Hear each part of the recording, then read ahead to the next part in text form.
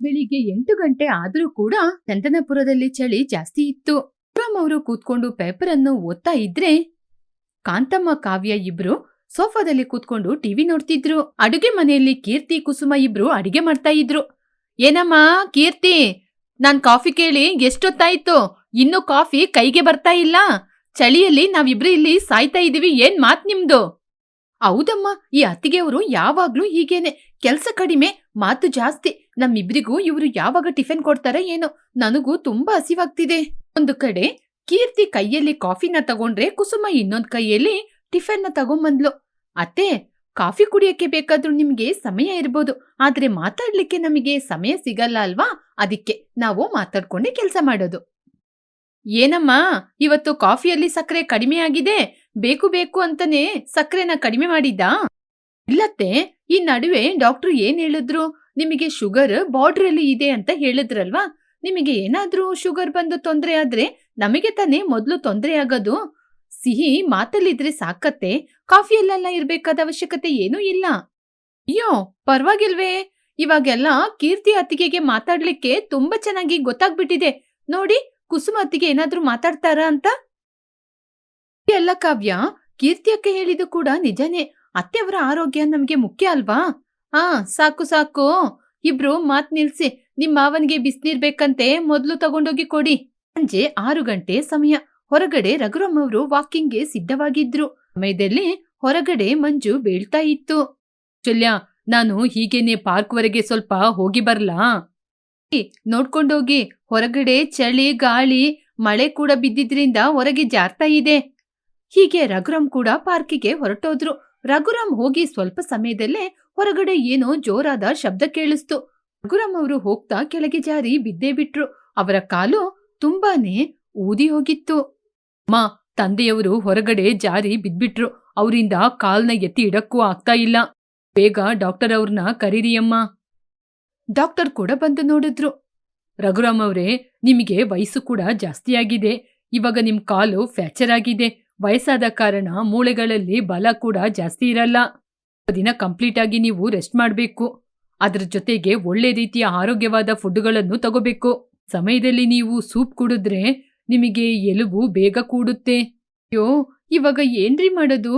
ನೀವೀಗೆ ಮಂಚದಲ್ಲಿ ಮಲಗಿದ್ರೆ ನಾನು ಏನ್ರಿ ಮಾಡೋದು? ಅಮ್ಮ ಅಳ್ಬೇಡಿ ಅಮ್ಮ, ತಂದೆಗೆ ಬೇಗನೆ ಗುಣ ಆಗುತ್ತೆ. ಅತ್ತೆ, ಅಳದ್ರಿಂದ ಯಾವ ಸಮಸ್ಯೆಗೆ ಪರಿಹಾರ ಸಿಗದಿಲ್ಲತ್ತೆ. ಡಾಕ್ಟರ್ ಹೇಳಿದಾರಲ್ಲ, ಮಟನ್ ಸೂಪಿಂದ ಆರೋಗ್ಯಕ್ಕೆ ಒಳ್ಳೇದು ಅಂತ. ಅವನಿಗೆ ಬೆಳಿಗ್ಗೆ ಸಂಜೆ ಅಂತ 2 ಟೈಮ್ ಕೂಡ ನಾವು ಬಿಸಿ ಬಿಸಿ ಮಟನ್ ಸೂಪ್ ಮಾಡಿ ಕೊಡ್ತೀವಿ. ಕುಸುಮ, ನೀನ್ ನನ್ಗೆ ಸಹಾಯ ಮಾಡ್ತೀಯಾ? ಖಂಡಿತ ಅಕ್ಕ, ಮಾವಯ್ಯ ಗುಣ ಆಗ್ಬೇಕಲ್ವಾ? ಮರುದಿನ ಬೆಳಿಗ್ಗೆ ರಾಕೇಶ್ ರಾಜೇಶ್ ಇಬ್ಬರು ಮಾರ್ಕೆಟಿಗೆ ಹೋಗಿ ಮಟನ್ ಕಾಲುಗಳನ್ನು ತಗೊಂಬಂದ್ರು. ಕೀರ್ತಿ ಕುಸುಮ ಅವರಿಬ್ಬರು ಅದನ್ನು ಕ್ಲೀನ್ ಮಾಡಿದ್ರು. ಕೀರ್ತಿ, ಇದ್ನ ತುಂಬಾ ಚೆನ್ನಾಗಿ ಕ್ಲೀನ್ ಮಾಡು. ತಂದೆಯವರಿಗೆ ಇದರಲ್ಲಿ ಚೆನ್ನಾಗಿರುವ ಸೂಪ್ನ ಮಾಡಿಕೊಡಿ. ಚಳಿಗೆ ಅದರ ಘಾಟ್ ಕೂಡ ತುಂಬಾ ಚೆನ್ನಾಗಿರುತ್ತೆ. ಅಮ್ಮ, ನೀನು ಅದಕ್ಕೆ ಬೇಕಾದ ಮಸಾಲೆ ಎಲ್ಲ ರೆಡಿ ಮಾಡು. ನಾನು ಹಾಗೇನೆ ಇದಕ್ಕೆ ಬೇಕಾದ ಶುಂಠಿ ಬೆಳ್ಳುಳ್ಳಿ ಪೇಸ್ಟ್ ಎಲ್ಲ ರೆಡಿ ಮಾಡ್ತೀನಿ. ಅದರಲ್ಲಿ ಹಾಕಿದಾಗ ಕುಕ್ಕರ್ ವಿಶಿಲ್ ಕೂಗಿತ್ತು. ಅದರ ವಾಸನೆ ಮನೆಯೆಲ್ಲ ಹರಡಿತು. ಆ ಸಮಯದಲ್ಲಿ ಕಾವ್ಯ, ಅಯ್ಯೋ ಅತ್ತಿಗೆ, ಏನಿದು ಮನೆಯೆಲ್ಲ ಬರೀ ನಾನ್ ವೆಜ್ ವಾಸನೆ? ನನ್ನ ಫ್ರೆಂಡ್ಸ್ ಬಂದ್ರೆ ಏನ್ ತಿಳ್ಕೊಳ್ಳೋದಿಲ್ಲ ಅತ್ತಿಗೆ. ಕಾವ್ಯ, ಈ ವಾಸನೆ ಮಾವನ ಕಾಲನ್ನು ಗುಣಪಡಿಸುವುದು. ನಿನ್ನ ಫ್ರೆಂಡ್ಸ್ ಬರ್ತಾರೆ ಅಂತ ಇದನ್ನೆಲ್ಲ ಮನೆಯಲ್ಲಿ ಮಾಡದೇ ಇರಕ್ಕಾಗಲ್ಲ ಅಲ್ವಾ? ನಿನ್ಗೆ ಬೇಕಂದ್ರೆ ನಿನ್ ರೂಮಿಗೆ ಹೋಗಿ ರೂಮ್ ಫ್ರೆಶ್ನರ್ ಇದೆಲ್ಲ ಅದನ್ನ ಹುಡ್ಕೋ. ಏನ್ ಕೀರ್ತಿ, ನನ್ ಮಗಳನ್ನ ನೋಡಿ ಹಾಗೆ ಹೇಳ್ತಾ ಇದೀಯಾ? ಆ ವಾಸನೆ ನಿಜವಾಗ್ಲೂ ಸ್ವಲ್ಪ ಘಾಟಾಗಿನೇ ಇದೆ. ಇದರಲ್ಲಿ ಔಷಧಿ ಗುಣ ಜಾಸ್ತಿನೇ ಇದೆ. ಅದರಿಂದ ಮಾವನ ಎಲುಬಿಗೆ ಇದು ಕೆಲಸವನ್ನು ಮಾಡಿಸುತ್ತೆ. ಹೀಗೆ ಸೂಪ್ ಕೂಡ ರೆಡಿ ಆಯ್ತು. ರಘುರಾಮ್ ಅವರು ಬಿಸಿ ಬಿಸಿ ಸೂಪ್ ಕುಡಿತಾ ಇದ್ದಂಗೆ ಅವರಿಗೆ ಸ್ವಲ್ಪ ಸಮಾಧಾನವಾಯಿತು. ಅಮ್ಮ ಕೀರ್ತಿ, ಈ ಸೂಪು ಅಮೃತದ ಹಾಗೆ ಇದೆ. ಇದು ಗಂಟ್ಲಲ್ಲಿ ಇಳಿಯುವಾಗ ಗಂಟ್ಲಿಗೆ ಕೂಡ ತುಂಬಾ ಚೆನ್ನಾಗಿದೆ. ನೋಡಿದ್ರ ಅಪ್ಪ, ಅತ್ತಿಗೆ ಕುಸುಮ ಇಬ್ರು ಸೇರ್ಕೊಂಡು ನಿಮ್ಮ ಆರೋಗ್ಯಕ್ಕೋಸ್ಕರ ಕಷ್ಟಪಡ್ತಿದ್ದಾರೆ. ಹೀಗೆ ಪ್ರತಿದಿನ ಕೀರ್ತಿ ಕುಸುಮ ಅವರ ಮಾವನ ಆರೋಗ್ಯಕ್ಕೋಸ್ಕರ ಸೂಪನ್ನು ಮಾಡಿಕೊಡ್ತಿದ್ರು. ಇದರಿಂದ ಅವರ ಕಾಲು ಕೂಡ ಬೇಗನೆ ಗುಣವಾಯಿತು. ದಿನ ಸಂಜೆ ರಾಜೇಶ್ ಮನೆಗೆ ತುಂಬಾ ಗೊಂದಲದಿಂದ ಬಂದ. ಎಲ್ಲರೂ ಅವನನ್ನೇ ನೋಡಿದ್ರು. ಏನಪ್ಪಾ ರಾಜೇಶು, ಏನಾಯ್ತು? ಯಾಕೆ ಹಾಗೆ ಇದೀಯಾ? ಆಫೀಸಲ್ಲಿ ಏನಾಯ್ತು ನಡೀತಾ? ಪ್ರಾಬ್ಲಮ್ಮು ಸಣ್ಣದಲ್ಲಮ್ಮ, ತುಂಬಾನೇ ದೊಡ್ಡದು. ನಮ್ಮ ಆಫೀಸಲ್ಲಿ ಸ್ವಲ್ಪ ನಷ್ಟ ಆಗಿದೆ ಅಂತ ಕೆಲಸ ಮಾಡೋದ್ರಲ್ಲಿ ಅರ್ಧ ಜನನ ಕೆಲ್ಸದಿಂದಾನೇ ತೆಗ್ದು ಬಿಟ್ರು. ಅಯ್ಯೋ ದೇವ್ರೆ, ಹಾಗಾದ್ರೆ ನಿನ್ನನ್ನು ಕೂಡ ಕೆಲ್ಸದಿಂದ ತೆಗ್ದು ಬಿಟ್ರಾ? ಇವಾಗ ಏನು ಮಾಡೋದು? ತಂದೆಯವರ ಔಷಧಿ ಖರ್ಚು, ರಾಕೇಶ್ ಒಬ್ನೇ ದುಡಿಯೋದು ಸರಿಯಾಗುತ್ತಾ? ಅಣ್ಣ, ನನ್ನ ಕಾಲೇಜ್ ಫೀಸ್ ಬೇರೆ ನೆಕ್ಸ್ಟ್ ಇಯರ್ ಕಟ್ಬೇಕು. ಇವಾಗ ಕೆಲ್ಸ ಹೋದ್ರೆ ಹೇಗೆ? ಎಲ್ಲರೂ ಒಂದು ನಿಮಿಷ ಮೌನವಾಗಿರಿ. ರೇ, ನೀವು ಏನು ಆಲೋಚನೆ ಮಾಡ್ಬೇಡಿ. ಜೀವನದಲ್ಲಿ ಒಂದು ಕಡೆ ಬಾಗ್ಲಾಕಿದ್ರೆ ಇನ್ನೊಂದು ಕಡೆ ಬಾಗಲ್ ತೆಗೆಯುತ್ತೆ. ನಿನಗೇನಮ್ಮ, ಬಾಯಿಗೆ ಬಂದ ಹಾಗೆ ಕತೆಗಳನ್ನ ಪುರಾಣಗಳನ್ನ ಹೇಳ್ತಾನೆ ಇರ್ತೀಯಾ? ಅಯ್ಯೋ ಅತ್ತೆ, ನಾವಿಬ್ರು ಈ ನಡುವೆ ಮಟನ್ ಸೂಪ್ನ ಮಾಡ್ತಾ ಇದ್ದೋ. ಅದರಿಂದ ಮಾವ ನೋಡಿದ್ರ ಎಷ್ಟು ಬೇಗ ಗುಣ ಆದ್ರು ಅಂತ. ಗುಣ ಆಗಿದ್ನ ನಾವಿಬ್ರು ನಮ್ಮ ಕಣ್ಣಾರೆ ನೋಡಿದೀವಿ. ಸುತ್ತಮುತ್ತ ತುಂಬಾ ಜನರು ವಯಸ್ಸಾದವರೇ ಕಾಯಿಲೆಯಿಂದ ಇದ್ದಾರೆ. ಕೂಡ ಕಾಲ್ ನೋವು, ಕೈ ನೋವು, ಶೀತ, ಜ್ವರ ಅಂತ ಪದೇ ಪದೇ ಬರ್ತಾ ಇದೆ. ಹೌದು ಕೀರ್ತಿ, ಅದಕ್ಕೆ ಏನ್ ಮಾಡೋದು? ನಾವು ಬಿಸಿ ಬಿಸಿ ಮಟನ್ ಸೂಪು ವ್ಯಾಪಾರವನ್ನು ಆರಂಭಿಸಿದ್ದೆ ನಮಗೂ ವ್ಯಾಪಾರ ಆಗುತ್ತೆ ಅಲ್ವಾ? ಚಳಿಕಾಲ ಆದ ಕಾರಣ ಜನ ಕೂಡ ಸಂಜೆ ಸಮಯದಲ್ಲಿ ಜಾಸ್ತಿ ಬರ್ತಾರೆ. ನಮ್ಮ ಮನೆ ಮುಂದೆನೆ ಖಾಲಿ ಪ್ರದೇಶ ಇದೆ ಅಲ್ವಾ, ಅಲ್ಲೇ ವ್ಯಾಪಾರವನ್ನು ಮಾಡ್ಬೋದು. ಹಾಗೆ ಹೇಳಿದಾಗ ಕೌಸಲ್ಯ, ಏನಮ್ಮ ಮಟನ್ ಸೂಪ್ನ ಮಾಡ್ತೀಯಾ? ನಮ್ಮ ಮರ್ಯಾದೆ ಹೊರಗಡೆ ತೆಗಿಯೋಣ ಅನ್ಕೊಂಡಿದ್ದೀಯಾ? ನೀನು ಹೊರಗಡೆ ಹೋಗಿ ಮಟನ್ ಸೂಪ್ ಮಾಡಿದ್ರೆ ನಮ್ಮ ಮರ್ಯಾದೆ ಹೋಗಲ್ವಾ? ಛೀ, ಸ್ವಲ್ಪ ಕೂಡ ಬುದ್ಧಿ ಇಲ್ವಾ? ನಮ್ಮ ಅಣ್ಣ ದೊಡ್ಡ ಇಂಜಿನಿಯರ್, ಅವನೋಗಿ ರಸ್ತೆಯಲ್ಲಿ ನಿಂತು ಈ ಸೂಪ್ ವ್ಯಾಪಾರ ಮಾಡಿದ್ರೆ ನನ್ನ ಫ್ರೆಂಡ್ಸ್ ನಡುವೆ ನನಗೆ ಗೌರವ ಇರುತ್ತಾ? ನಮ್ಮ ಕಾವ್ಯ, ಅತ್ತಿಗೆ ಅಂತ ಕರೀಲಿಕ್ಕೆ ಮರ್ತೋಯ್ತಾ? ನಾವೇನು ಮರ್ಯಾದೆ ಬಿಟ್ಟು ಏನು ಕೆಲಸ ಮಾಡ್ತಾ ಇಲ್ವಲ್ಲ? ಕಷ್ಟಪಟ್ಟು ದುಡ್ದು ರಸ್ತೆಯಲ್ಲಾದ್ರೂ ಎಲ್ಲಾದ್ರೂ ಏನು ದುಡಿದ್ರೆ ನಮ್ಮ ಮರ್ಯಾದೆ ಹೇಗಮ್ಮ ಹೋಗುತ್ತೆ? ಮತ್ತೆ ಅಕ್ಕ ಹೇಳಿದ್ದು ಕೂಡ ಒಳ್ಳೆ ವಿಚಾರನೇ. ರಾಜೇಶ್ ಭಾವನಿಗೆ ಮತ್ತೆ ಕೆಲಸ ಸಿಗುವ ತನಕ ಇದು ನಮ್ಗೆ ಆಸರಿಯಾಗಿ ನಿಲ್ಲುತ್ತೆ. ರಾಜೇಶ್ ಕೂಡ ಸಂಜೆ ಆಫೀಸಿಂದ ಬಂದ ನಂತರ ಅವರಿಗೆ ಸಹಾಯ ಮಾಡ್ಬೋದು. ಕೀರ್ತಿ ಹೇಳಿದ್ದು ಕೂಡ ನಿಜನೇ ಕಣಮ್ಮ. ಕೀರ್ತಿ ಕೈಯಲ್ಲಿ ಒಳ್ಳೆ ಅಡುಗೆ ಕೈ ರುಚಿ ಇದೆ. ಆದ್ರೂ ಒಂದು ಕೆಲಸ ಮಾಡ್ಕೊಂಡು ಜೀವನ ಮಾಡ್ಬೇಕಲ್ವಾ? ಹೆಂಡತಿ ಕೈಯಲ್ಲಿರುವ ಒಳ್ಳೆ ರುಚಿ 4 ಜನಕ್ಕೆ ಗೊತ್ತಾದ್ರೆ ತಾನೇ ಹಣ ಸಂಪಾದನೆ ಮಾಡ್ಬೋದು. ಅಲ್ಯ, ಅವರಿಗೆ ಅಡ್ಡಿ ಕೊಡ್ಬೇಡ. ಕೀರ್ತಿ ತುಂಬಾ ಬುದ್ಧಿಶಾಲಿಯಾದ ಹುಡುಗಿ. ಈ ಕಾಲದಲ್ಲಿ ಬಿಸಿ ಬಿಸಿ ಸೂಪಿಗೆ ಒಳ್ಳೆ ಬೇಡಿಕೆ ಕೂಡ ಇದೆ. ಇವತ್ತು ನಾನು ನಿಮ್ ಮುಂದೆ ಚೆನ್ನಾಗಿ ನಿಂತಿದ್ದೀನಿ ಅಂದ್ರೆ ಅದಕ್ಕೆ ಕಾರಣ ಕೂಡ ಅದೇ ಸೂಪ್ ತಾನೇ. 2 ದಿನಗಳ ನಂತರ ಮನೆ ಮುಂದೆ ಕೀರ್ತಿ ಮಟನ್ ಹೆಲ್ತಿ ಸೂಪ್ ಹಾಗೆ ಅಂತ ಬೋರ್ಡ್ ಅನ್ನು ಹಾಕಿದ್ರು. ಹೀಗೆ ಕೀರ್ತಿ ಕುಸುಮ ವ್ಯಾಪಾರವನ್ನು ಆರಂಭಿಸಿದ್ರು. ಸೂಪ್ ಘಮ ಕೂಡ ತುಂಬಾ ಚೆನ್ನಾಗಿ ಬರ್ತಾ ಇತ್ತು. ಅವರಿಬ್ಬರು ಚೆನ್ನಾಗಿ ಸೂಪ್ ಮಾಡಿದ್ರು. ನೀವು ಕ್ಯಾಶ್ ಕೌಂಟರ್ ಹತ್ರ ಹೋಗಿ, ರಾಕೇಶ್, ನೀನು ಜನ ಬರ್ತಾರಲ್ಲ ಅವ್ರನ್ನ ನೋಡ್ಕೋ. ಬಾ ಕುಸುಮ, ನಾವು ಹೋಗಿ ಸೂಪ್ ಹಾಕಿ ಕೊಡೋಣ. ಮೊದಲ ದಿನ ಆ ಕಡೆ ತುಂಬಾ ಜನರು ಬಂದು ಆ ಕಡೆ ಈ ಕಡೆ ನಡ್ಕೊಂಡು ಹೋಗ್ತಾ ಇದ್ರೆ ಹೊರತು ಯಾರು ಕೂಡ ಆಸಕ್ತಿ ತೋರಿಸಲಿಲ್ಲ. ಇದನ್ನು ಕಿಟಕಿ ಹತ್ರ ನಿಂತ್ಕೊಂಡು ಅಮ್ಮ ಮಗಳು ಇಬ್ರು ನೋಡಿ, ಅಮ್ಮ ನೋಡಿ ಅಮ್ಮ, ಯಾರು ಕೂಡ ಕಸ್ಟಮರ್ ಬರ್ಲೇ ಇಲ್ಲ ಅನ್ಸುತ್ತೆ. ಅವರಿಗೆ ಹಾಗೇನೆ ಆಗ್ಬೇಕು. ನಮ್ಮ ಮಾತನ್ನ ಎಲ್ಲಾದ್ರೂ ಕೇಳ್ತಾರಾ? ಕೇಳಲ್ಲ ಅಲ್ವಾ? ಇವಾಗ ಅಷ್ಟೊಂದು ಸೂಪು ವ್ಯರ್ಥ ತಾನೆ. ಅದರಲ್ಲಿ ಒಬ್ರು ವಯಸ್ಸಾದವರು, ಅಮ್ಮ ಏನಮ್ಮ ಇದು, ವಾಸನೆ ತುಂಬಾ ಚೆನ್ನಾಗಿ ಬರ್ತಾ ಇದೆ. ಇದು ಮಟನ್ ಸೂಪ್, ವಯಸ್ಸಾದ ನಿಮಗೆ ಒಳ್ಳೆ ಆರೋಗ್ಯಕರವಾದದ್ದು. ಕಾಲಿನ ಮೂಳೆಯೆಲ್ಲ ತುಂಬಾ ಬಲವಾಗುತ್ತೆ. ಒಂದು ಗ್ಲಾಸ್ ಕೊಟ್ಟು ನೋಡ್ಲಾ, ಕುಡಿತೀರಾ? ಸರಿಯಪ್ಪ ಕೊಡಿ, ಕುಡ್ದು ನೋಡ್ತೀನಿ. ಹೀಗೆ ಅಂತ ಹೇಳಿದಾಗ ಕೀರ್ತಿ ಒಂದು ಗ್ಲಾಸ್ ಸೂಪ್ ಕುಡಿದ್ಲು. ಆ ವಯಸ್ಸಾದ ವ್ಯಕ್ತಿ ಒಂದು ಶಿಪ್ ಕುಡಿದ ನಂತರ, ಬಬ್ಬಬ್ಬಬ್ಬ, ಎಂತ ರುಚಿ ಕಣಮ್ಮ, ಅಮೃತದ ಹಾಗೆ ಇದೆ. ಇದನ್ನ ಕುಡಿದ ತಕ್ಷಣ ಮೈಕೈ ನೋವೆಲ್ಲ ಹಾರಿ ಹೋಯ್ತು. 2 ಪಾರ್ಸಲ್ ಕೊಡಮ್ಮ, ನಮ್ಮ ಮನೆಯವರಿಗೆ ಕೂಡ ನಾನು ತಗೊಂಡೋಗ್ತೀನಿ. ಹೀಗೆ ಆ ಮುದುಕ ಮಾತಾಡಿದ್ದು ಅಲ್ಲಿ ನಿಂತಿದ್ದ ಜನರಿಗೆ ಕೂಡ ಕೇಳಿಸಿತು. ಅವರು ಬಂದು ಕ್ಯೂ ಅಲ್ಲಿ ನಿಂತುಕೊಂಡು ಸೂಪನ್ನು ತೆಗೆದುಕೊಳ್ಳಲು ಬರ್ತಾ ಇದ್ರು. ಹೀಗೆ ಒಬ್ಬರು ಇನ್ನೊಬ್ಬರಿಗೆ ಹೇಳೋದು, ಇನ್ನೊಬ್ರು ಮನೆಗೆ ತಗೊಂಡೋಗೋದು ಅಂತ ನಡೆಯಿತು. ನಿಮ್ಮ ಸೂಪು ತುಂಬಾ ಚೆನ್ನಾಗಿದೆ. ನಿನ್ನೆ ಇಡೀ ನಾನು ಶೀತ ಕೆಮ್ಮಿನಿಂದ ಒದ್ದಾಡ್ತಾ ಇದ್ದೆ. ನಿಮ್ಮ ಸೂಪು ಒಂದು ಶಿಪ್ ಕುಡಿದ ತಕ್ಷಣ ನನಗೆ ತುಂಬಾನೇ ರಿಲೀಫ್ ಆದಾಗೆ ಇದೆ.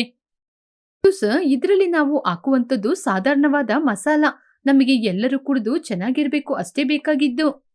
ಹೀಗೆ ದಿನಗಳು ಕಳೆಯಿತು. ಸ್ವಲ್ಪ ದಿನದಲ್ಲೇ ಮಟನ್ ಸೂಪ್ ಸ್ಟಾಲ್ ಫೇಮಸ್ ಆಯಿತು. ಸಂಜೆ ಆಗ್ತಾ ಇದ್ದಂಗೆ ಜನ ಕ್ಯೂ ನಿಲ್ತಾ ಇದ್ರು. ಹೊರಗಡೆ ರಾಜೇಶ್ ಕ್ಯಾಶ್ ಕೌಂಟರ್ ಅಲ್ಲಿ ಕೂತ್ಕೊಂಡು ಹಣನ ತಗೊಳ್ತಾ ಇದ್ದ. ಈ ಕಡೆ ಮನೆಯೊಳಗೆ ಕಾವ್ಯ ಕಾಂತಮ್ಮ ಆಶ್ಚರ್ಯದಿಂದ ನೋಡುತ್ತಾ, ನೋಡಿದ್ರಾ ಹೊರಗಡೆ ಎಷ್ಟು ಜನ ಕ್ಯೂ ಅಲ್ಲಿ ನಿಂತಿದ್ದಾರೆ ಅಂತ? ಕಾರಲ್ಲಿ ಬಂದು ಕೂಡ ಪಾರ್ಸಲ್ನ ತಗೊಂಡೋಗ್ತಿದ್ದಾರಮ್ಮ. ಹೌದಮ್ಮ, ಕೀರ್ತಿ ಕೈಯಲ್ಲಿ ಏನೋ ಒಂದು ಮ್ಯಾಜಿಕ್ ಇದೆ. ಆದ್ರೂ ಕೂಡ ನನ್ನ ಗೌರವ ಏನೂ ಹೋಗ್ಲಿಲ್ಲ. ನಿನ್ನ ಸೊಸೆ ತುಂಬಾ ಚೆನ್ನಾಗಿ ಸೂಪ್ ಮಾಡ್ತಾಳೆ ಅಂತ ಅಕ್ಕಪಕ್ಕದವರೆಲ್ಲ ಪ್ರತಿದಿನ ಬಂದು ನನ್ ಜೊತೆ ಹೇಳ್ತಾನೇ ಇದ್ದಾರೆ. ಕೀರ್ತಿ ಕುಸುಮ ಇಬ್ರು ಬರೀ ಖಾಲಿ ಪಾತ್ರೆಯನ್ನು ತೆಗೆದುಕೊಂಡು ಬಂದ್ರು. ಅತ್ತೆ, ಇವತ್ತು ಸೂಪ್ ಬೇಗನೆ ಖಾಲಿ ಆಯ್ತು. ತುಂಬಾ ಜನರಿಗೆ ಸೂಪ್ ಸಿಗ್ಲೇ ಇಲ್ಲ. ನಾಳೆಯಿಂದ ತುಂಬಾ ಮಾಡ್ಕೊಂಡು ಹೋಗ್ಬೇಕು. ಈ ಒಂದು ವಾರದ ಲಾಭ ಎಷ್ಟು ಅಂತ ಗೊತ್ತಾ? ನನ್ನ 1 ತಿಂಗಳ ಸಂಬಳದಲ್ಲಿ ಅರ್ಧ ಬಂದಿದೆ. ಕೀರ್ತಿ ಐಡಿಯಾ ತುಂಬಾ ಚೆನ್ನಾಗಿದೆ. ನೋಡ್ದ ಕೌಸಲ್ಯ, ಯಾವ ಕೆಲ್ಸ ಕೂಡ ಕೀಳಾದ ಕೆಲ್ಸ ಅಲ್ಲ. ನಾವು ಕಷ್ಟಪಟ್ಟು ಸಂಪಾದನೆ ಮಾಡೋದು ಯಾವುದೂ ಕೀಳಲ್ಲ. ಸೊಸೆಯಿಂದಿರು ಕೇವಲ ಸೂಪನ್ನು ಮಾರಾಟ ಮಾಡ್ಲಿಲ್ಲ, ನಮ್ಮ ಮನೆಗೆ ಧೈರ್ಯವನ್ನು ತಂದು ಕೊಟ್ಟಿದ್ದಾರೆ. ನಿಮ್ಮಿಬ್ರ ಬಗ್ಗೆ ಗೊತ್ತಿಲ್ಲದೆ ನಾನು ಕೂಡ ನಿಮ್ನ ತುಂಬಾ ಕೇವಲವಾಗಿ ಮಾತಾಡ್ಬಿಟ್ಟೆ. ನಿನ್ನೆ ನನ್ನ ಫ್ರೆಂಡ್ಸ್ ಎಲ್ಲ ಬಂದು ನಿಮ್ಮ ಬಳಿ ಸೂಪ್ ಕುಡ್ದಿದ್ದಾರೆ. ಸೂಪ್ ತುಂಬಾ ಚೆನ್ನಾಗಿತ್ತು ಅಂತ ಸ್ಟೇಟಸ್ ಅಲ್ಲಿ ಹಾಕಿದ್ರು. ನನಗೆ ತುಂಬಾ ಗರ್ವ ಆಗ್ತಾ ಇದೆ. ಪರವಾಗಿಲ್ಲ ಕಾವ್ಯ, ಯಾರಿಗಾದ್ರೂ ಮನ್ಸೊಳಗೆ ಸ್ವಲ್ಪ ಭಯ ಇರುತ್ತೆ. ಆದ್ರೆ ನಾವು ಸರಿಯಾದ ದಾರಿಯಲ್ಲಿ ಹೋದ್ರೆ, ನಮಗೆ ಸಕ್ಸಸ್ ಆದ್ರೆ ನಮ್ಮ ಭಯ ನಮ್ನ ಬಿಟ್ಟು ದೂರ ಹೋಗುತ್ತೆ. ನಮ್ಮ ಸೂಪ್ನ ಕುಡ್ದು ಎಷ್ಟೋ ದೊಡ್ಡವರು ಚೆನ್ನಾಗಿರಿ ಅಂತ ನಮಗೆ ಆಶೀರ್ವಾದ ಮಾಡ್ತಾ ಇದ್ದಾರೆ. ಈ ಚಳಿಕಾಲ ನಮಗೆ ಒಳ್ಳೆ ದಾರಿನ ತೋರ್ಸ್ಕೊಟ್ಟಿದೆ. ಕೀರ್ತಿ, ನಾಳೆ ನಾನು ಕೂಡ ಬಂದು ನಿಮ್ಮಿಬ್ರಿಗೆ ಸಹಾಯ ಮಾಡ್ತೀನಿ. ಅಯ್ಯೋ ಅತ್ತೆ, ನಿಮ್ಮ ಆಶೀರ್ವಾದ ನಮಗೆ ಇದ್ರೆ ಸಾಕು. ನೀವು ನಮ್ ಜೊತೆಗಿದ್ರೆ ನಾವು ಏನ್ ಬೇಕಾದ್ರೂ ಸಾಧನೆ ಮಾಡ್ಬೋದು. ಎಲ್ಲರೂ ಸಂತೋಷದಿಂದ ನಗ್ತಾ ಇದ್ರು. ಎಲ್ಲರಲ್ಲಿ ಚಳಿಗಾಲಿ ಬೀಸ್ತಾ ಇದ್ರೆ ಅವರ ಮನೆಯಲ್ಲಿ ಮಾತ್ರ ವಿಜಯದ ಬೆಚ್ಚನಿಗೆ ಇತ್ತು. ಬೇಸರ ಅನ್ನೋದು ಮನುಷ್ಯನನ್ನು ಆಲೋಚನೆ ಮಾಡಿಸುತ್ತೆ. ಕಷ್ಟ ಒಬ್ಬ ಮನುಷ್ಯನ ಬಲವನ್ನು ತೋರಿಸುತ್ತೆ. ರಾಜೇಶಿಗೆ ಕೆಲಸ ಹೋದಾಗ ಕೀರ್ತಿ ಕೂತ್ಕೊಂಡು ಕುಗ್ಗಿ ಹೋಗದೆ ಅವಳ ಕೈಯಲ್ಲಿರುವ ನೈಪುಣ್ಯತೆಯನ್ನು ಅರಿತುಕೊಂಡು ಅದರ ಪ್ರಕಾರ ಜಯವನ್ನು ಸಾಧಿಸಿದ್ಲು. ಅತ್ತಿಗೆ ನಾದ್ನಿ ತುಂಬಾ ಕೇವಲ ಪಡಿಸಿದ್ರು, ಅದನ್ನು ಜಯಗೊಳಿಸಿ ತೋರಿಸಿದ್ಲು. ಒಂದು ಸಣ್ಣ ಮಟನ್ ಸೂಪ್ ಅಂಗಡಿ ಆ ಮನೆಗೆ ಕಷ್ಟವನ್ನು ನೀಗಿಸಿ ಧೈರ್ಯವನ್ನು ತಂದುಕೊಟ್ಟಿದೆ. ರಾಜೇಶಿಗೆ ಮತ್ತೆ ಕೆಲಸ ಸಿಕ್ಕಿದ್ರು ಕೂಡ ಸಂಜೆ ಸಮಯದಲ್ಲಿ ತನ್ನ ಹೆಂಡತಿಗೆ ಸಹಾಯವನ್ನು ಮಾಡ್ತಾ ಇದ್ದ. ಯಾಕೆ ಅಂದ್ರೆ ಅದು ಕೇವಲ ವ್ಯಾಪಾರವಲ್ಲ, ಚಳಿಗಾಲದಲ್ಲಿ ಅನಾರೋಗ್ಯದಿಂದ ಇರುವವರಿಗೆ ಆರೋಗ್ಯವನ್ನು ತಂದುಕೊಟ್ಟ ಗಾಡಿ. ಕೌಸಲ್ಯನ ಇಬ್ಬರು ಸೊಸೆಯರು ಎದುರೆದುರು ಮನೆಯಲ್ಲಿದ್ರು. ದೊಡ್ಡ ಸೊಸೆ ಒಂದು ಸಣ್ಣ ಗುಡಿಸಲು ಮನೆಯಲ್ಲಿದ್ಲು. ಆದ್ರೆ ಸಣ್ಣ ಸೊಸೆ ಮಾತ್ರ 3 ಅಂತಸ್ತಿನ ಮಾಡಿಯಲ್ಲಿದ್ಲು. ಕೌಸಲ್ಯ ಒಂದು ವಾರ ದೊಡ್ಡ ಸೊಸೆಯ ಮನೆಯಲ್ಲಿದ್ರೆ, ಒಂದು ವಾರ ಸಣ್ಣ ಸೊಸೆಯ ಮನೆಯಲ್ಲಿರ್ತಾ ಇದ್ರು. ಆದ್ರೆ ಇಬ್ಬರು ಸೊಸೆಯಂದಿರು ಅತ್ತೆನ ತುಂಬಾ ಚೆನ್ನಾಗಿ ನೋಡ್ಕೊತಾ ಇದ್ರು. ದಿನ ಕೌಸಲ್ಯನ ಗೆಳತಿಯಾದ ಸುಜಾತ ಕೌಸಲ್ಯನನ್ನು ನೋಡಲು ಬಂದಿದ್ರು. ಹೀಗೆ ಅವರಿಬ್ಬರು ಹೊರಗಡೆ ಕೂತ್ಕೊಂಡು ಮಾತಾಡ್ತಾ ಇದ್ರು. ಏನ್ ಕೌಸಲ್ಯ, ಯಾವಾಗ ನೋಡಿದ್ರು ಮನೆ ಒಳಗೇನೆ ಇರ್ತೀಯಲ್ವಾ? ಅವಾಗವಾಗ ಹೊರಗಡೆ ಕೂಡ ಬರ್ಬೇಕು. ನಮ್ಮ ಊರಲ್ಲಿ ಮಂದಿರನ ಕಟ್ಟಿದ್ದಾರೆ ಅಂತ. ವಯಸ್ಸಾದವರು ಆ ಮಂದಿರದಲ್ಲಿ ಹೋಗಿ ದೇವರ ದರ್ಶನವನ್ನು ಮಾಡ್ಬೇಕು. ಆದ್ರೆ ನೀನ್ ಮಾತ್ರ ಮನೆಯೊಳಗೆ ಕೂತ್ಕೊಂಡು ಏನ್ ಮಾಡ್ತೀಯ ಅಂತ ಗೊತ್ತಾಗಲ್ಲ. ಏನಾದ್ರೂ ಒಂದ್ ಕೆಲ್ಸನ ಮನೆಯೊಳಗೆ ಮಾಡ್ತಾನೆ ಇರ್ತೀಯ. ಈ ವಯಸ್ಸಲ್ಲಿ ಅಷ್ಟೊಂದು ಕಷ್ಟ ಕೂಡ ಪಡಬಾರ್ದು, ನಿಂಗ್ ಗೊತ್ತಾ? ನೀನ್ ನೋಡಿದ್ರೆ ಯಾವಾಗ್ಲೂ ಮನೆಯೊಳಗೇನೆ ಕೂತ್ಕೊಂಡು ಕೆಲಸ ಮಾಡ್ತಾ ಇರ್ತೀಯ. ಅಣ್ಣವ್ರು ಇರುವಾಗ ನೀನು ಹೊರಗ್ ಬರ್ತಾ ಇದ್ದೆ. ಅಣ್ಣ ಹೋದ್ಮೇಲೆ ನೀನು ಮನೆಯಿಂದ ಹೊರಗಡೆ ಬರೋದನ್ನೇ ಕಡಿಮೆ ಮಾಡ್ಬಿಟ್ಟಿದೀಯ. ಅಯ್ಯೋ ಸುಜಾತ, ಹಾಗೆಲ್ಲ ಏನೂ ಇಲ್ಲ ಸುಜಾತ. ದೊಡ್ಡ ಸೊಸೆ ಅವಳ ಇಬ್ಬರು ಮಕ್ಕಳನ್ನು ನನ್ ಜೊತೆ ಬಿಟ್ಬಿಟ್ಟು ಕೆಲ್ಸಕ್ಕೆ ಹೋಗ್ತಾಳೆ. ಸಣ್ಣ ಸೊಸೆ ಕೂಡ ಅವಳ ಮಗುವನ್ನು ನನ್ನ ಕೈಯಲ್ಲಿ ಬಿಟ್ಬಿಟ್ಟು ಆಫೀಸಿಗೆ ಹೊರಟೋಗ್ತಾಳೆ. ಈ ವಯಸ್ಸಲ್ಲಿ ಮಕ್ಕಳನ್ನ ನೋಡ್ಬೇಕಾದ ಜವಾಬ್ದಾರಿ ನಂದೇ ತಾನೆ. ಹಾಗೆ ಮಕ್ಕಳನ್ನ ನೋಡ್ಕೊಂಡು ಮನೆಯಲ್ಲೇ ಇದ್ದೀನಿ ಅಷ್ಟೇ. ಇನ್ನೊಬ್ಬರನ್ನು ನಂಬಿ ಮಕ್ಕಳನ್ನ ಅವ್ರ ಜೊತೆ ಬಿಟ್ಟೋಗೋದು ಕೂಡ ಕಷ್ಟ ತಾನೆ. ಅದು ಮಾತ್ರ ಏನಿಲ್ಲ, ನನ್ ಸೊಸೆಂದಿರೋ ಈ ಮಕ್ಕಳನ್ನ ನೋಡ್ಕೊಳ್ಳಿ ಅಂತ ಹೇಳೋದ್ನ ಬಿಟ್ರೆ ನನಗೆ ಇವರಿಬ್ರು ಯಾವ ಕೆಲ್ಸನೂ ಹೇಳೋದಿಲ್ಲ. ಚೆನ್ನಾಗಿ ನೋಡ್ಕೋತಾರೆ. ಮಕ್ಕಳಿಗೆ ಊಟ ಕೂಡ ಒಂದ್ ಟಿಫಿನ್ ಬಾಕ್ಸ್ ಅಲ್ಲಿ ಹಾಕಿ ಕೊಟ್ಬಿಡ್ತಾರೆ. ನಾನ್ ಅದನ್ನ ಸ್ವಲ್ಪ ಅವರಿಗೆ ತಿನ್ಸಿದ್ರೇನೆ ಸಾಕು. ಏನು ಈ ಜೀವನ ಹೀಗೆ ಹೋಗ್ತಾ ಇದೆ. ಹೌದು, ನನಗೆ ಒಂದು ವಿಚಾರ ಮಾತ್ರ ಅರ್ಥ ಆಗ್ತಾ ಇಲ್ಲ. ನಿನ್ನ ದೊಡ್ಡ ಸೊಸೆ ಈ ಸಣ್ಣ ಗುಡಿಸಲು ಮನೆಯಲ್ಲಿ ಇದ್ದಾಳೆ, ನಿನ್ನ ಸಣ್ಣ ಸೊಸೆ ದೊಡ್ಡ ಬಂಗ್ಲೆಯಲ್ಲಿ ಇದ್ದಾಳೆ. ಇದು ಹೇಗೆ ನಡೆಯಿತು? ನಾನು ಕೂಡ ತುಂಬಾ ದಿನದಿಂದ ನಿನ್ ಜೊತೆ ಕೇಳ್ಬೇಕು ಅಂತ ಇದ್ದೆ, ಆದ್ರೆ ನೀನ್ ನನ್ನ ತಪ್ಪಾಗಿ ತಿಳ್ಕೊತೀಯ ಅಂತ ಕೇಳಲಿಲ್ಲ. ಕೌಶಲ್ಯ ತನ್ನ ದೊಡ್ಡ ಮಗನಿಗೂ ಸಣ್ಣ ಮಗನಿಗೂ ಹೇಗೆ ಮದ್ವೆಯಾಯಿತು ಅಂತ ವಿವರಣೆಯನ್ನು ಕೊಟ್ಲು.